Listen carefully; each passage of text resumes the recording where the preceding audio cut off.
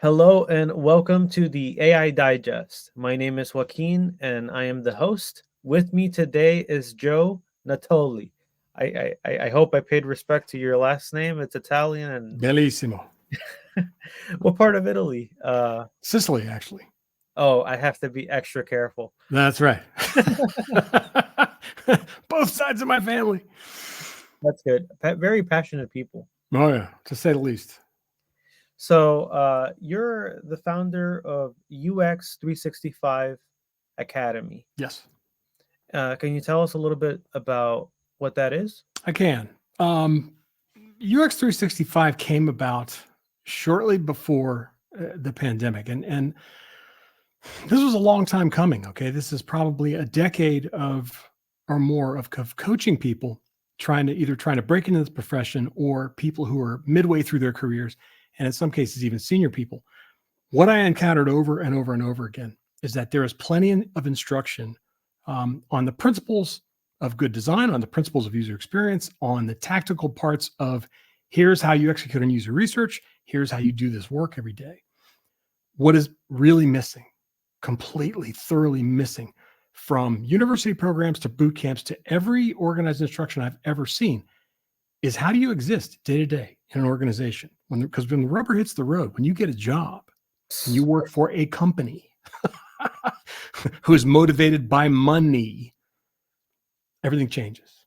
Okay, everything changes radically. You have difficult circumstances, different people, all those wonderful procedures and processes that look great on paper go right out the window.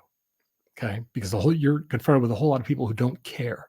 So a critical part of doing this work is understanding how to work that game, understanding what the rules are, how to communicate better, how to deal with politics, how to deal with difficult personalities and situations. So UX 365 was meant to be the sort of missing manual to a career in UX or product design. And the other thing that motivated it was I was really aggravated and bothered by the fact that a lot of people are left out of boot camps and university programs because of the exorbitant cost. Okay. Anywhere from $3,000 to $15,000 for an education that isn't going to give you, to my way of thinking, the practical knowledge that you need. It's not going to give you the real world experience that you need. You're not going to be exposed to things that are really going to make the difference for you. They overpromise and they underdeliver. And we won't even get into the fact that so many boot camps promise jobs, which they do not deliver. Okay. And I didn't want to go there, but the point was, I felt like there was a large portion of people all over this planet who are left out of those programs because they can't afford them. Yeah, so I said, if we're going to do this, it's either going to be ridiculously affordable and we're going to make it work, or we're going to die trying.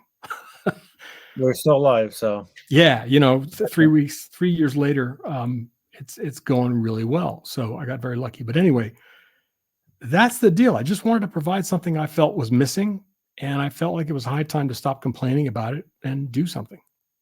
And when you're not, adding fuel to this fire, to this system, to this teaching methodology, and you have your own practice, Give Good UX.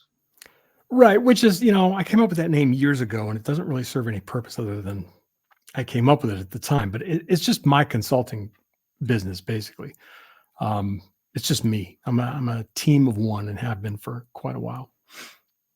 Aside from the fact that I'd be remiss if I didn't mention that there's a whole lot I owe to my wife, who is a business coach for entrepreneurs and is probably the best partner I've ever had. And so she's my business partner as well. But her guidance in terms of planning, marketing, promoting, all those kinds of things, she built the ground that I walk on. I want to be clear about that. Yeah, I see you posting all the time, and you hit the nail on the head, and you shape pretty good discussion points regularly. I don't know how you have such a finely tuned, I try, voluminous engine of quality material. It's good. My brain never stops, and there's a lot of things that bother me too. That's helpful. When you're not teaching, writing, or speaking at public conferences, you're consulting organizations on how to develop human-centric products. Yep. So what's a human? And what does it mean to make a human-centered product? Right. What does it mean to be human?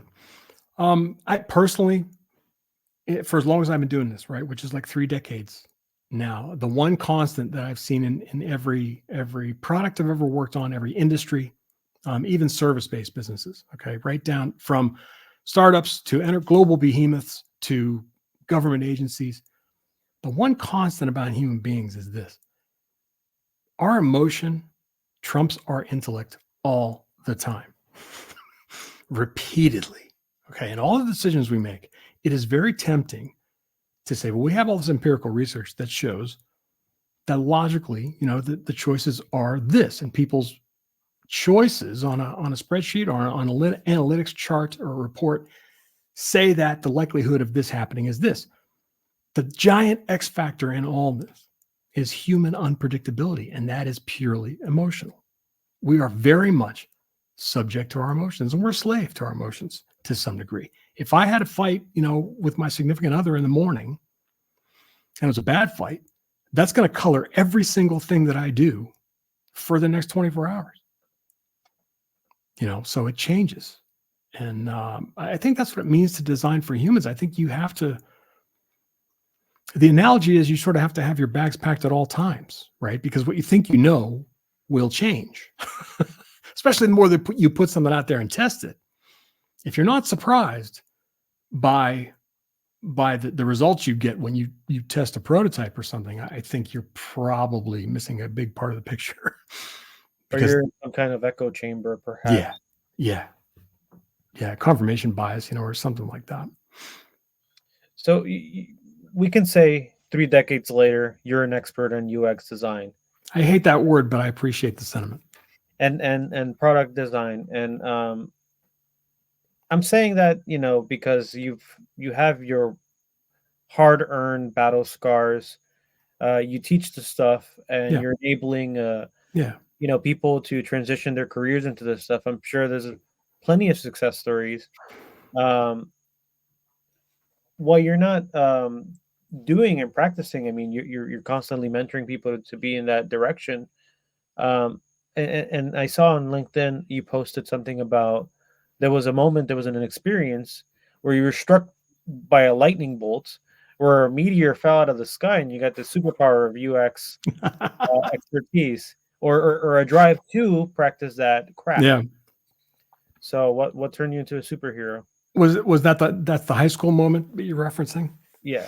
So I'm in high school. I grew up in a very small town. Okay. Youngstown, Ohio at the time was the steel capital of the world. So it's a very blue collar town. Italian immigrants, 3 small towns in a row, actually. Okay. Predominantly of people who came over to work in the mills. So I was a sensitive, artistic kid in this environment, which, people kind of don't understand where you're coming from. I didn't get them and they didn't get me. So my high school guidance counselor, when it came time to pick a college, I go to his office and I say, look, I have this talent for art, for creative type stuff. And I'm the son of an engineer as well. So I'm very analytical in my thinking. And I said, what advice do you have for me? And he looks at me and he goes, well, people like you, your best bet is probably to join the army, because some people need to be told what to do. So that was his answer to me, because he didn't know what to do with me. It's like creative, sensitive kid, like whatever. Up and turn into everything else that's around. Yeah. So I got very angry with him. I said something very nasty and I walked out of his office. And my Sicilian upbringing, plus, my father's example of just kind of doing your own thing and believing in you no matter what. And my mother's very much the same way, very strong-willed. I was just like, I'm gonna figure this out. So I found graphic design in a catalog at Kent State University, and I thought, okay, artistic seems like you can make a living doing it. Let's give that a shot. Had my first course on fire. Okay, Katie Kennedy was the teacher, who's no longer with us. She's one of the most remarkable human beings I've ever met in my life. Lit a fire under me that has continued to burn since then, okay, and this is way back in the 80s, right? So the lightning strike sort of happened twice. It happened the first time in that guy's office because part of my drive has always been no one is ever going to tell me what I can and can't be, or what I can and can't do, or what I am or am not capable of. I'm not hearing that ever. I'm just not, And the other part was this wonderful stroke of luck where I had this wonderful woman, passionate, excited about design, lay all this stuff on me, and I just took to it. So, and I've had a lot of luck along the way. Okay, I've had a lot of people in this profession, like Alan Cooper, Jesse James Garrett, people who were very instrumental and very kind to me in a lot of ways when I was coming up, to help me along. Just a lot of folks who've helped that journey. But that was the moment. That was the moment in that guy's office. I was like, you know what? I am not going to let this small-minded person dictate how my life is going to go. And the second time that you got struck by the lightning bolt was? The second time was the design class. Oh, wonderful. Okay. With Katie Kennedy. And that's my first instructor in college. That was literally my first exposure to, at the time, was just graphic design, because there was no designers weren't involved in software at that point. That's how old I am. So you're based out of Maryland. What is there to do in Maryland? It's a kind of a cool state. I mean, we're close to DC. I'm closer to DC than I am to Baltimore, which is downtown. But it's the East Coast. It's on the water. Ocean City is not too far of a drive away. DC has, I'm a museum geek, so all the Smithsonian museums are there. All these other wonderful museums are there. There's always lots of music. I'm huge into bands, local bands. So there's always a show to go see. There's just a lot to do. The only downside of living here, quite frankly, is the weather. The older I get, I can't deal with the cold and the constant rain. Let's talk a little bit more about, let's go back to that user experience. I would like to kind of ask for some of your wisdom in this space. Mm-hmm. And this is in the context of tooling for AI, but okay.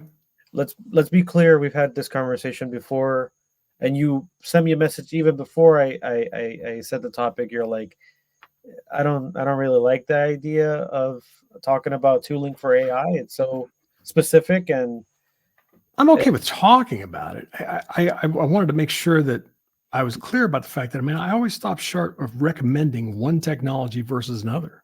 It's a place that I won't go, and I think that's a wise thing. And I would bet that you and most other people are probably on the same page. You know what I mean? And that most people I talk to are more concerned about the outcomes. That was just it. I am often asked to comment on specific software. That happens several times a week.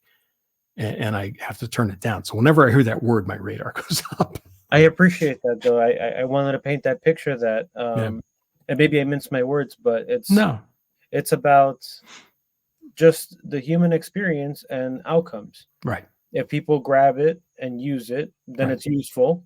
If people can't use it, if people are not, able to access it or have the outcomes they desire, it's not useful at all. Yeah, and it can become a crutch, especially in a field like AI, in an emergent field.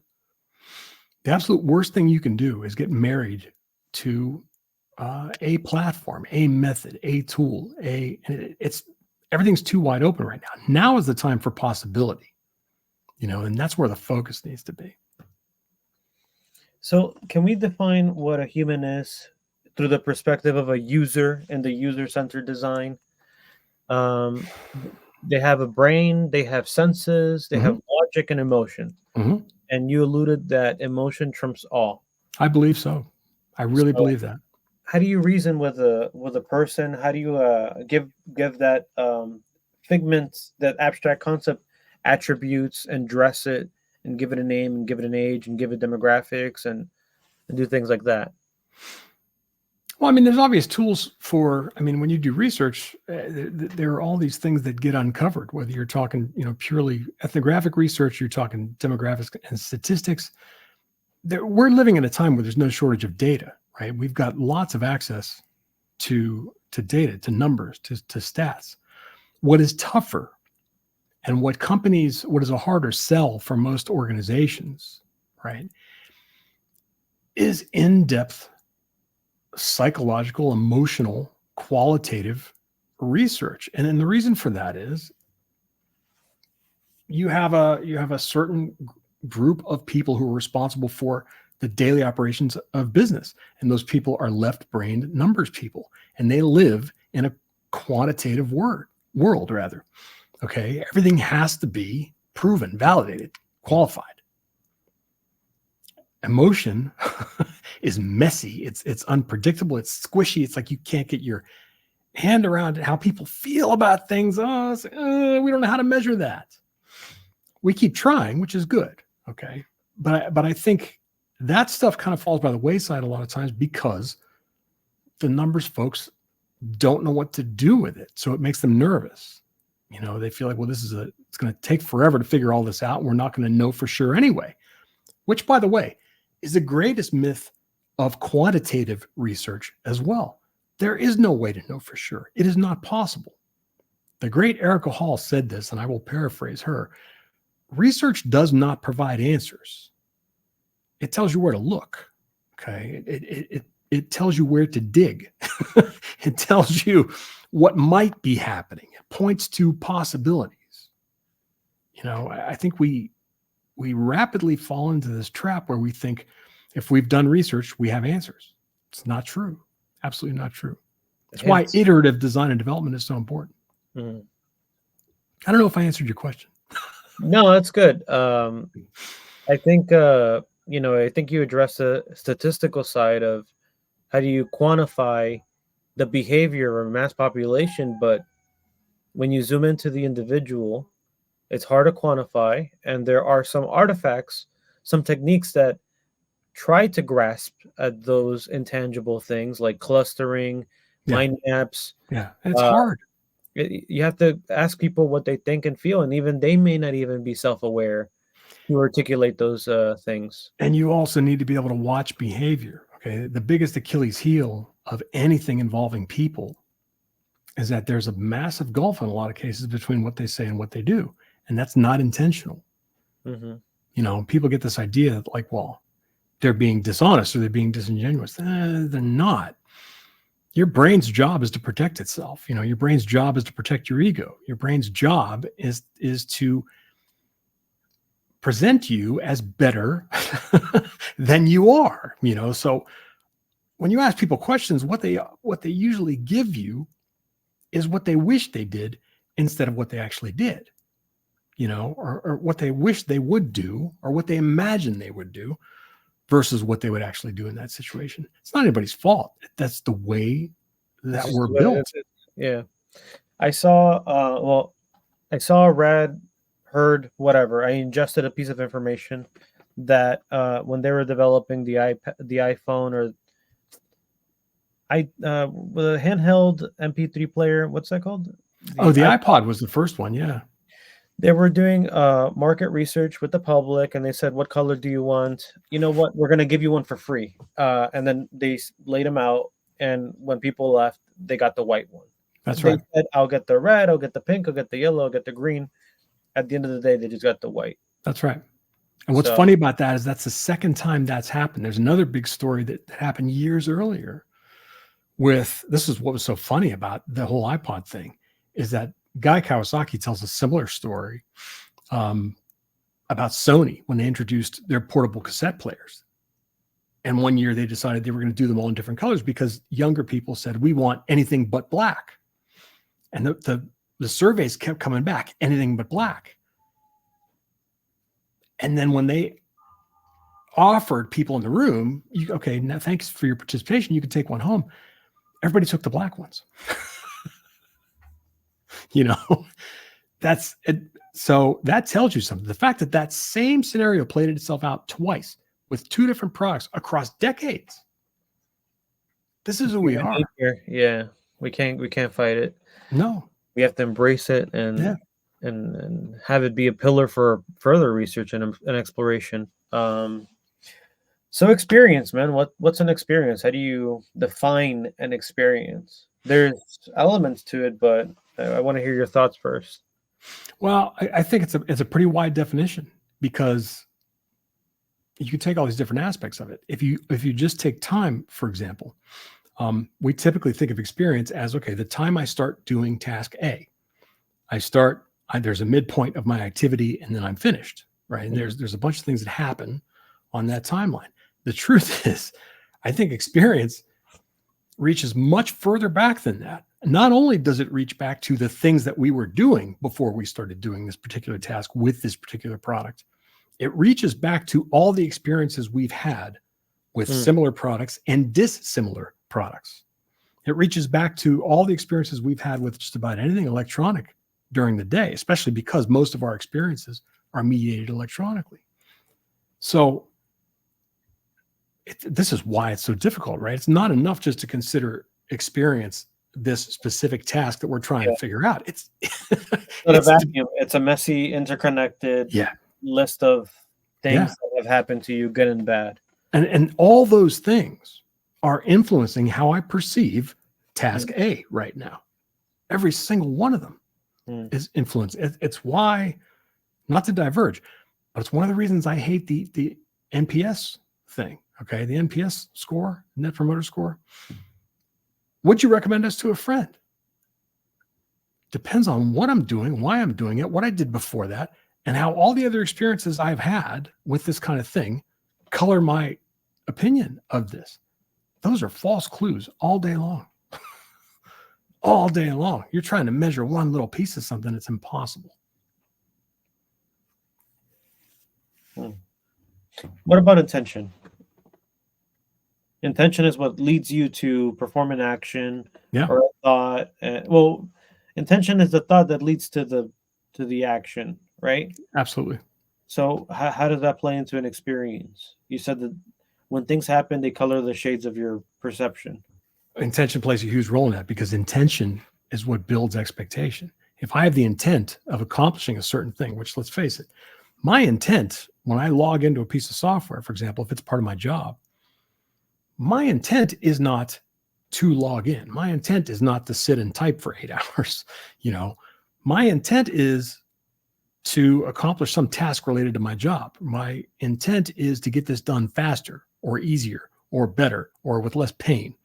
My intent is to have better communication across multiple channels with all the people involved in this project, whatever it is. So I have expectations about how all that goes, which means that before I ever show up here, before I log in and enter my credentials, I already know what I want. I have a long list of things, consciously and subconsciously, that dictate what I expect to happen. And the degree to which those things are met or exceeded or not met at all dictate the quality of that experience, dictate how I feel about it, right? Back to emotion again. Did you accomplish your goal? Did you over deliver on the goal that you had? Right. Or did you under deliver? Right. And if what you give me makes me feel bad, we have a problem.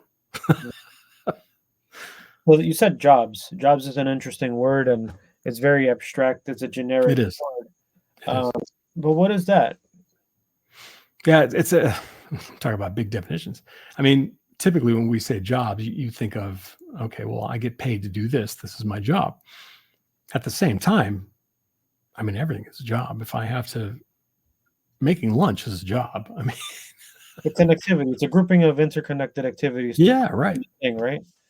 Right. It's something that I have to do because there's an end goal attached to it that I want. And to your point a minute ago, there is intent and expectation tied into it.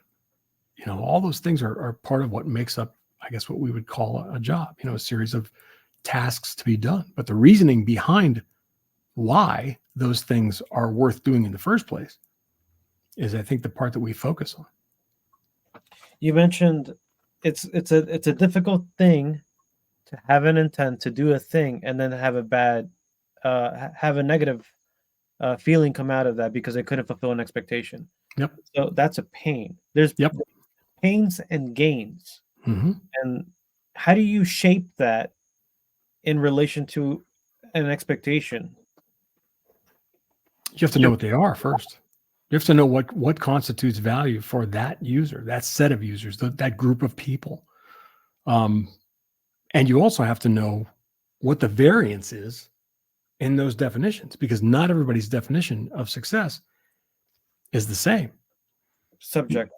It depends on the individual. Hugely subjective. So, pain is a matter of, you can find it in all sorts of places. For example, one of the things that I do when I work with companies, okay, especially when they're telling me something is underperforming, right? Whether there's financial outcome attached to that, and usually it's either cost savings or revenue or something else. When something is not performing, the very first thing I want to know all the time is, okay, how do we find the places where people are creating workarounds, where they're doing things that aren't prescribed in the system, where they're using other things instead of the system, or right when they're deviating, because the reason they're deviating is because they're having pain. Something's broken. You got to put a Band-Aid on it. They're deviating because after the 6th or 7th time, they're like, screw this. I'm not using it anymore. I'm just going to do this because it's faster. Mm-hmm. I've walked into places where there are, in one case, there was like 23 versions of what is supposed to be a shared document. It's hosted in a cloud. So it's supposed to be one document people are all contributing to. What is happening is that everybody is going, fuck that. I'm going to take this and I'm going to do it my way. I'm going to post it somewhere else and I'm going to email it to somebody because I can't deal with how the system treats this. Okay. Nobody knew this was happening. I sat with 4 different departments across 4 days and I'm seeing it. We're doing boxes and arrows and stuff on the board. And I'm hearing each team's story about how they take this thing and they do this with, and my day 2, all my radar is going off. I'm like, oh my God. By day 4, I thought, okay, we're going to have a come to Jesus moment for everybody. And when I told them, they were floored. Oh no. They were floored. All they knew is that the specifications of what they were doing were not being met in any number of ways. And no one could figure out why the hell this was happening. Okay. But so this is kind of what happens in these situations. You have to be really cognizant of what people care about what they want to happen, what their success metrics are, and what their pain threshold is, and what those pain points are, because it changes. Yeah, you become acclimated to the tool over time. You adapt to it. Yes. And you shape it and it shapes you. And over time, you sort of need to get a buzz or a high from being able to accomplish that task at a greater scale. That's right. Because you keep growing. I mean, as a human being, you sort of keep evolving and adapting, and a tool is a tool. If it doesn't change, if it doesn't improve, we've all heard all the things about, continuous improvement, the long wow, all these theories about product development, over time. But that sustained value is critically important. Because as we're constantly exposed to different things in different areas, we sort of expect change because we're changing. Mm-hmm. And the software has to move with that. People say, well, why are there new releases, every 2 months? Because there have to be at this point. This is where we are, So let's talk about the product development lifecycle. You teach people about this stuff, how to build products that are for people, for humans. And I think it all starts with problem definition or recognizing that there's an opportunity to do something better. Yeah. And this is one of those areas where I often, in my consulting life, and sometimes, with coaching people and sometimes in my courses as well, this is where I ruffle feathers. Because I am a huge proponent of taking multiple methods and approaches and processes and keeping the parts that work and throwing out everything else. I have no sacred cows. Okay. I'm going to take a piece of this and a piece of this and a piece of this and a piece of this, and we're going to mash it all together and we're going to make something work. Because almost every team I've ever worked with, in fact, I won't say almost, every team I've ever worked with, okay, is struggling in some way. And a large part of the reason they're struggling is because they're taking a very dogmatic approach to what they're doing. They're saying, well, Scrum says we're supposed to do this, or SAFe says we're supposed to do this, whatever the case may be. And it's not working. It's not working. There are bottlenecks, there are redundancies, there's miscommunication, there's tremendous wasted effort and rework. Backlogs growing exponentially. There's all these things that happen.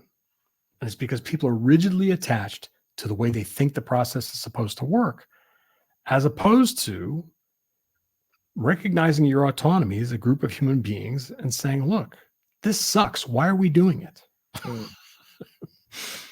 So the process, I think that in general, if you look at any sort of double diamond or triple diamond or whatever, that process is almost basically the same.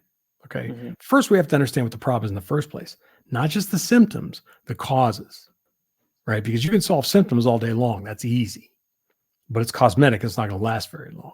It's a very thin veneer on something that is going to wear off as time goes on. So the first thing for me is it's that definition discovery. But for me, that's what's worth doing in the first place.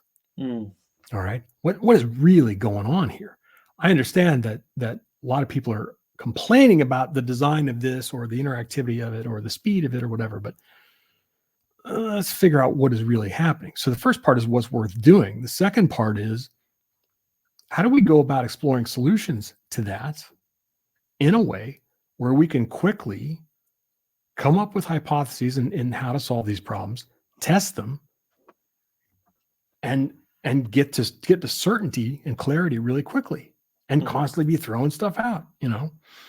For instance, a lot of times when I work with companies, my favorite thing to do is I want to be in a room with a whiteboard, and I want representation there from, if there is UX and design, great, they're in the room. Product management in the room. Lead developer, at least one front-end person in the room. And we're working together and iterating. And we're literally thinking through boxes and arrows interactions. Person does this, and this. We're looking at research at the same time, and we're literally drawing UI iterations. And one of those developers is sitting there and doing test development work as we do it, to validate it, to say, okay, is this possible? Will this work based on the constraints we have, the modules we have, the whatever? And right then and there, and look at me and be like, okay, we could probably do this, but you're talking months, okay, instead of the weeks that we have. And I'm like, okay, forget it. We're not going there. You know what I mean? And we're cycling really quick. And what that does is it eliminates, in some cases, 6 to 8 weeks of work building things that don't need to be built. I want to know up front, are we painting ourselves in any corners here? Does this make sense? Does it have merit? Then you get it to a prototype phase, you put it in front of actual users, and you see how it does. And then you tweak it and improve it. So to me, I'm always trying to get into the development cycle, design and development cycle, as soon as humanly possible. And I want designers and UXers and developers working like this. I hate parallel tracks. I hate handoffs. I think they're a tremendous waste of time. Right. So from there on out, it's all design, build, test, improve, repeat. All the way home, Do you? I'm going to make 2 observations, and then I'll hand it back to you. It's familiarity of a process, the fake sense of safety that prevents people from venturing into the unknown. Yes. And being able to benefit from constant experimentation and exploration. Yes. And constant learning too, because people are like, I already know that. I don't need to learn anymore. Biggest mistake you'll ever make in your career, your life, your anything, people. And that's why I said to you a little while ago, I'm uncomfortable with the word expert. That's why I think you need to be a continuous learner. You should never look at yourself as, okay, well, I got it now. I've Mm. got everything I need. No, you don't. The minute you decide you're done learning, you're done being valuable to yourself, to anybody else. So I agree with what you're saying right now, wholeheartedly. When I mean expert, I mean you've been around the Oh, merry-go-round I know. I know longer. that. Yeah. Okay. I was just using that as an example. And then the second point that I want to make is that, I've read books on UX strategy, business strategy, and human-centered design, and I like graphic design. I like philosophy. I like poetry. I like talking to people. I like digesting the intangibles. Yeah. But I see that user experience design is just a marketing term on top of the scientific method. Yes, it We're, is. we're just practicing how do you invalidate the assumptions that are incorrect and make a better statement, a better phrasing that tells you how to assert reality. Yeah. And I agree with that. I agree with that. And I also, people don't like it when I say this either.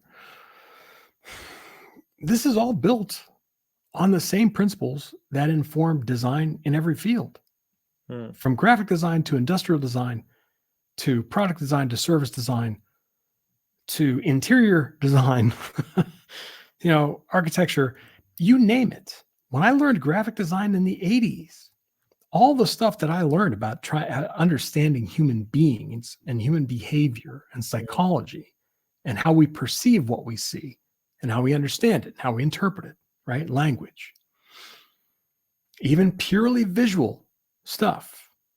It's all psychology, all of it. The core principles of visual design all revolve around human psychology and physiology, right?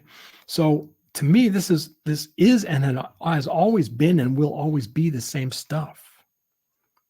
I started out in traditional design. When this thing called user experience came along, I was like, yeah, and Oh, yeah. I've been doing that with a different label. I know that sounds arrogant. I totally get it. Okay. It's the No, truth. no, I don't think it's The arrogant. benefit of being old, right? I mean, I just think that the same damn thing gets they are. Yeah. not perverted, but it gets kind of reshapen and relabeled, and you have like pieces of tape on top of the same damn Of name tag, course. just Product giving it a different spin to make look, it cool. yeah, we use product design now. Okay, when product design became a thing. Well, no, I'm not a UX designer. I'm a product designer. They're the same thing. I don't care what anybody has to say on this topic. They're the same thing. People go, well, product designers are more concerned with the holistic bullshit. Any designer worth the title should be focused on holistic everything, including business, including human psychology, including emotions, including all the things we're talking about here. That is the job, period. So I don't care what you call it. You can come up with a new term tomorrow: service design, product design, graphic design, UX design. I don't care. It's all the same thing. It's all the same thing. They're all responsible for the same parts. And to insist that those things aren't part of all those disciplines, I think is crazy. It's crazy. It's why you get people who decorate instead of design. Mm-hmm. People blame UI designers all the time for this. It's not their fault. They're taught that UI design is this narrow slice of you just make things look better. Yeah, That's a fault of education. That's a fault of training. applying branding guidelines to keep things consistently aesthetically the same. Yeah, it's about more than that. Yeah, it's Bigger than that. the accomplishment of the intent and fulfilling the expectations that the Correct. person has. Correct. Um, See, you got me on the soapbox. I have a buddy that he is an architect, and I'm going to release an episode alongside this one. His name is Denzel Hill. Mm-hmm. And he was going to school in Columbia University and playing for getting ready to play for the NFL. He sustained an injury, and after that injury, he focused on healing his body by nourishing it better, eating, cooking with better materials, and then he blended that with the architecture, which is a creative endeavor. And we have conversations like this all the time with him. I love it. And we were discussing, as a jump off from another episode previous to this, where we were discussing the intersection of technology and agriculture and how advancements in sensors and motors or actuators or things that you can plug into your Wi-Fi, press a button on your phone, and trigger an action. Yeah.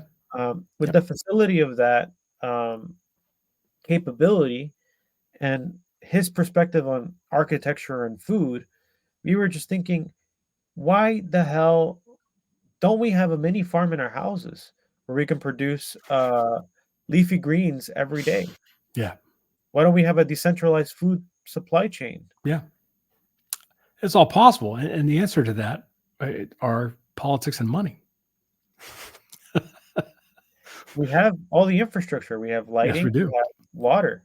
Yes, What we more do. do And some people have done it. I mean, I had 2 uncles who had hydroponic gardens in their basements.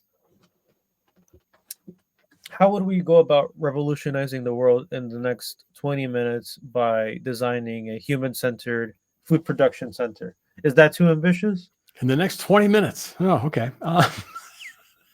Well, it could be done. I think it could be done. I mean, and I know this because I throw exercises like this at students all the time, to imagine this. And if you realize the breadth of what's available to you as a starting point, you can get there pretty quickly.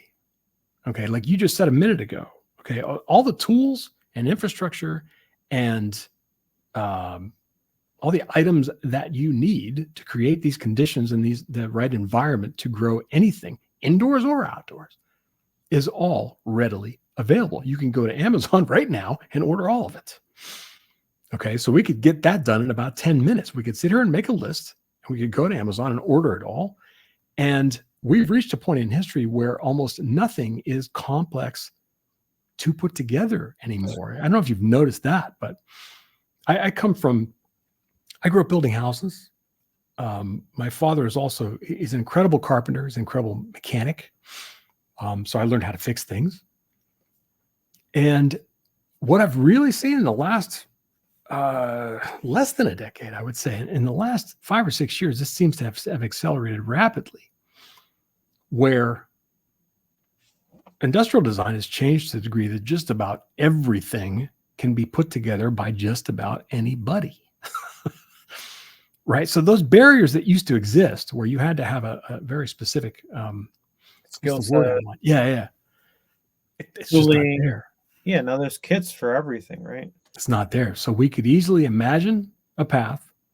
We could buy the basic materials to test it, and we could test it and improve it, right? And tweak it and change out the parts that aren't working to, the way we think that they should be, and keep iterating. And if we do that with a mindset like we've been talking about, of being totally open to change, being totally willing to be wrong about things, being willing to, interrogate what's working and what isn't.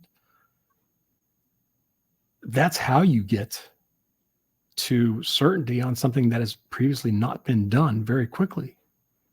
I mean, you mentioned the iPod. That's what Apple did. They took a bunch of technologies that already existed. Smartphones are the same thing. A lot of this technology, from touchscreen technology to even visual voicemail, and a lot of those things existed in various states. What Apple did is said, okay, there's this, and there's this, and there's this, and there's this. What would happen if we took all of it and put it in your pocket? And like everything else, a bunch of people went, that'll never work. It can't be done. Yeah. Right? I mean, say what you will about Jeff Bezos and Amazon, but I remember the time when every magazine and every media outlet, even the ones who were on board with what they were calling at the time this new digital economy, everybody made fun of that guy for a period of about 10 years. Okay, he was the butt of every single joke. This guy's a dreamer. He's a moron. This is never going to work. No one's ever done anything like this. There's no precedent for it. And who was saying that? All these people who were scared of venturing outside their bubble. Well, okay, now he's a multi-billionaire and you're still writing snarky articles in magazines. It has a lot. My point there is that I think it has a lot to do with how you go about doing the thing. If you recognize what's available to you, number one, and number two, you go about it with a sense of total willingness to explore and see what happens, and test and change and try and test and change. The only limit there, I think, is yourself. There's so much at our fingertips. I know I keep coming back to this, but you're the user and the product in yes, this situation. Yes. Yeah, we have unprecedented power. I mean, we really do, in that respect, to drive just about any aspect of how we live our lives. How much time would you devote to a project like this where you can, iterate on it and kind of just do the proof of concept and validate, are we moving in the right direction or not? I know it's a complex question with many variables, but, in the particular situation. Well, I would probably go about it the way I do anything else. One of clients' favorite questions to ask me is, well, how long do you think that would take? And the answer is, I don't know. Okay. And I'm not about to hazard a guess. What I will tell you is that our initial exploration should be at least this. Okay. And that's typically, for almost all things, it's typically like, okay, let's attack this for 2 solid weeks and let's see where we are. And that's sort of my baseline. So, because what I've learned over time is that generally in that time frame, everything kind of comes to the surface, right? You sort of get a sense of how big the list of things you don't know is, how big the list of things you need to think about are, and what's potentially feasible, what parts are gigantic black holes that are going to have to be left out that can't possibly be tackled within, any reasonable scope or time frame. You start to get a sense of those things. So 14 days, which is really 10 days, is generally enough. So you go, I would go down the path and say, let's see where we are, and I would also say that whatever that first build would be of this kind of thing, I would want it to be as quick as possible. I would want it to be as soon as possible, because if I'm wrong about some of this stuff, I want to know now when it's less expensive to be wrong.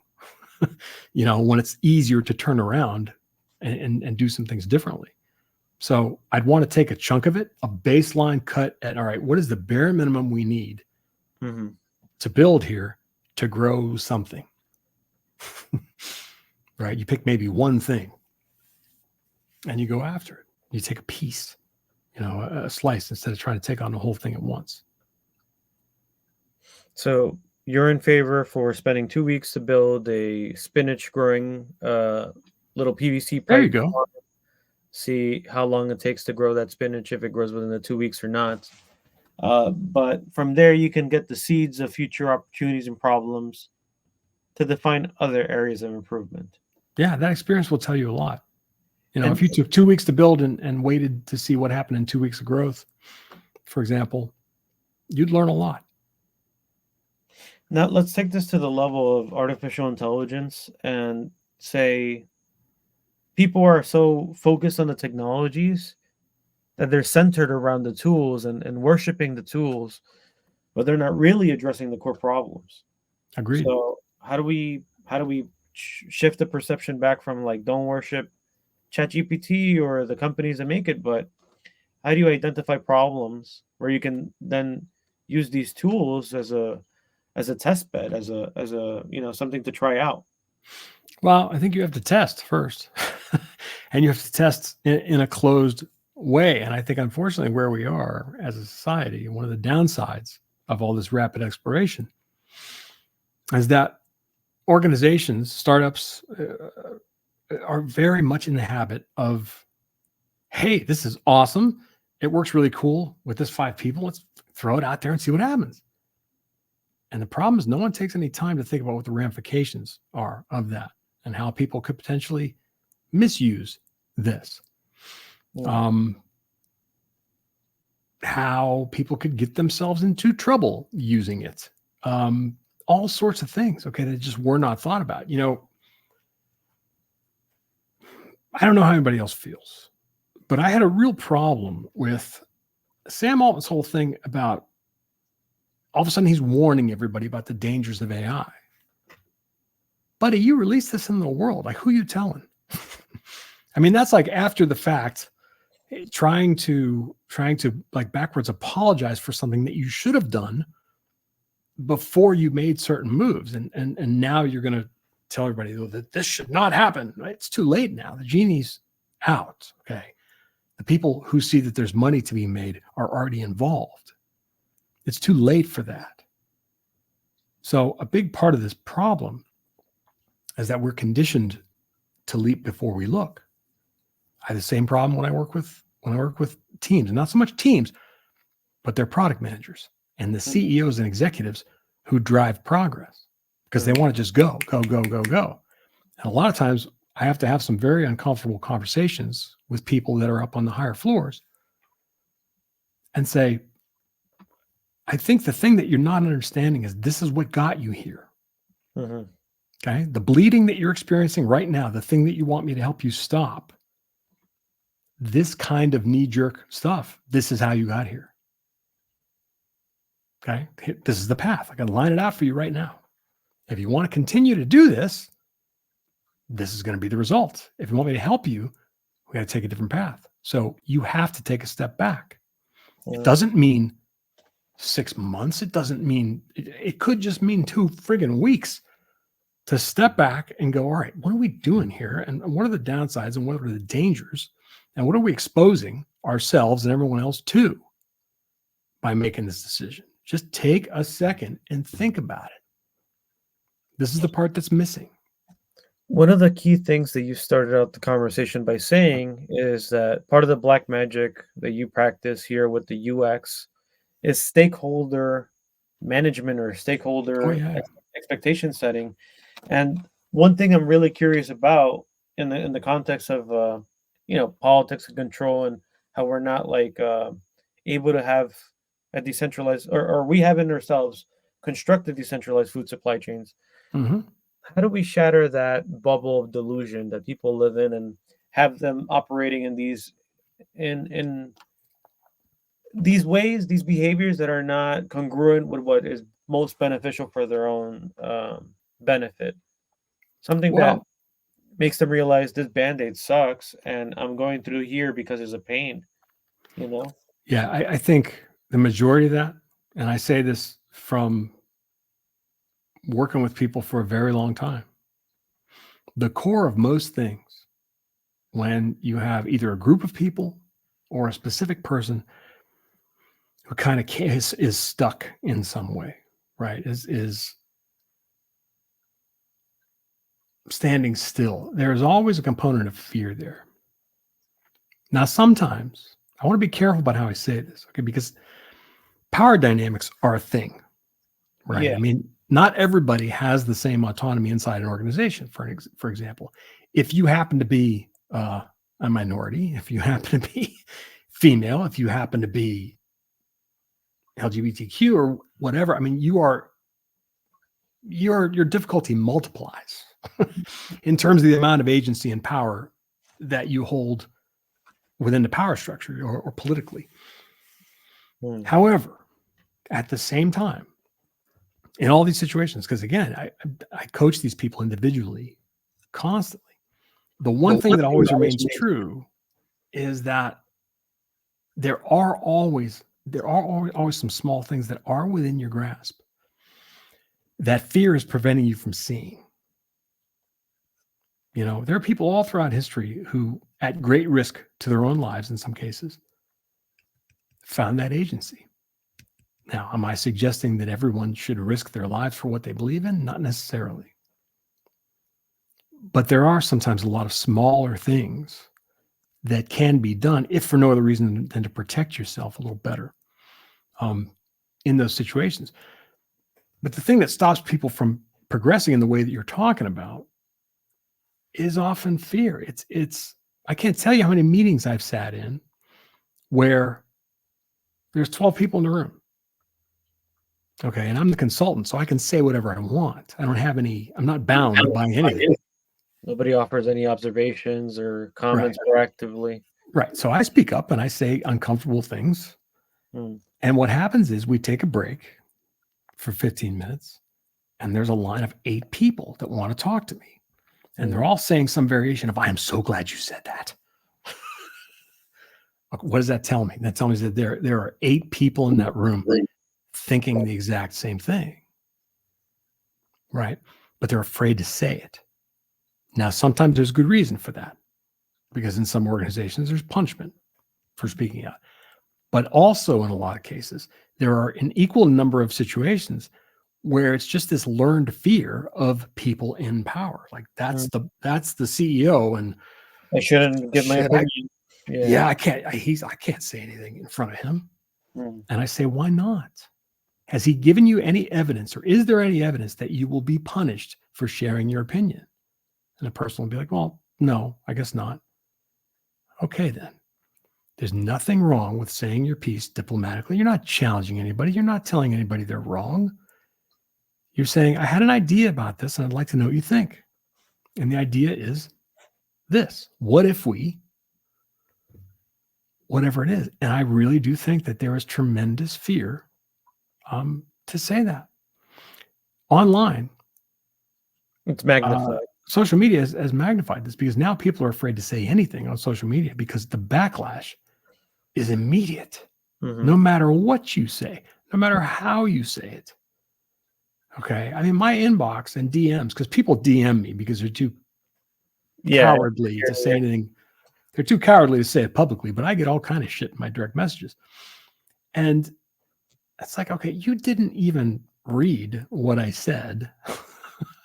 And you're looking to pick a fight, and I just have no interest, in this. It's reactive, and it gets likes, it gets attention, it gets promoted in the feed. I mean, we're rewarding all the wrong things here.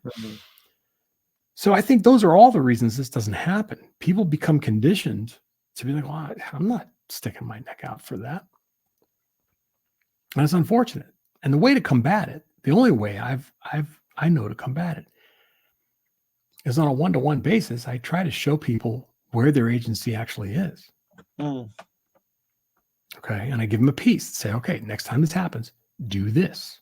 Yeah. You give them their power back, and you give them you recalibrate their expectations and how they can navigate it reality. That's right. And by and large, they come back to me and they say, you know what, I did that and it worked. I feel much better. And I feel more comfortable opening my mouth. I feel more comfortable volunteering my opinions. Experience has nothing to do with nothing. Okay. If you've been on the job 5 minutes or 5 years or 15 years, it doesn't matter. If you have something to say, if you have an idea, if you have an improvement, if you have something you see that you think is dangerous, you're robbing everybody in that room of potential, of possibilities, by keeping it to yourself. Yeah. It's hard. I understand. It's hard, because when you don't, back to our earlier conversation, when you don't fall in line with what people expect, you are kind of in for a hard road. You're that whack-a-mole that stuck its head out. Somebody's ready to hit you over the head. But you have to accept that. Okay. You have to expect it and accept it. And you have to do so understanding that their reaction is theirs. Okay. It's not an indictment of whether or not you're right or wrong or crazy or whatever. It's their reaction. They own that. The totality and impact of that starts and ends with them. It has no bearing on your life. Okay. What people say about me has never once affected my career trajectory. It's never once affected how I do my job. Does it make me feel bad sometimes? Yes. Has it ever stopped me? No. Absolutely not. Okay. This is that kind of thing. You have to go forward. Joe, we're emotional creatures. Yeah. Emotions trumps all. Yep. And we're seeking to make sense of this reality. And the only way we're going to make sense of it is if we test these ideas with real tangible things and get feedback and try and feedback and try and feedback and try until we can finally refine something that is commercially ready, human friendly, achieves the intentions. Any words of wisdom that you'd like to impart to listeners around this topic? Sure. And it's the same mantra that I return to for just about everything. It's my favorite. It's at the top of my list at all times. And it's a 2-sentence phrase. Feel the fear, do it anyway. Okay? Most people, especially people who are wildly successful. Okay? I've had the great fortune to interview lots of people at the top of their careers. Musicians, actors, artists, people in business. And you talk to these people and they have massive insecurity around what they do. And as an outsider, you're going, okay, that's insane because you're beyond amazing at this. That makes no sense to me. But I swear to you, to a person, they all will say the same thing. That fear never goes away. The fear that you're not good enough, the fear that this isn't, people are going to find out like you're not really as good as you think you are, or whatever it is, just judging yourself harshly in all sorts of ways. That doesn't go away. If you are waiting until the moment where you feel 100% confident and 100% fearless to act, you're going to be waiting the rest of your life. Okay? It's never going to come. There is no such thing. Nobody is fearless, ever. What you do is you stand over the cliff and you go, this looks bad. And some party just goes, fuck it, and you jump, There is no other. There's a quote from W.H. Auden, which I love. It says, look if you like, but you will have to leap. I like that poster that you have right there behind you. The right time to do it is right now. Or what Yeah. is it exactly? Yeah. Now is the right time. Always.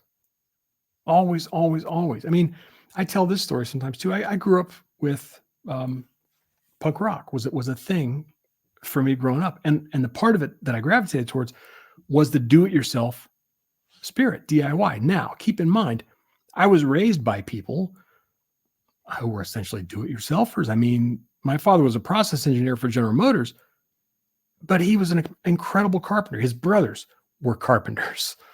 All right. He could repair anything. He's an incredible Finnish woodworker. Okay. He's an artist. I mean, in all these ways. So I was surrounded by people, and my mother is very much the same way, is creatively brilliant. Okay. She excels at anything she takes on. So I'm surrounded by people who are just sort of doing their own thing and doing it incredibly well, and are in a way that they don't give a shit kind of whether they should or shouldn't be doing it. Mm. So, that's kind of the template. And punk rock DIY said, you don't need to wait around for someone else to release your music. You can do it yourself. Okay. You don't need to wait around for someone to say, okay, you guys can be a band. You can make music. No, you can just do it with all the tools we have now. The only person you need permission from is yourself. Absolutely. That's the truth.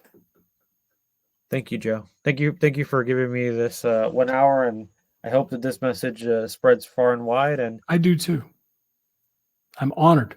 Thank you very much for the opportunity, Joaquin. I appreciate it.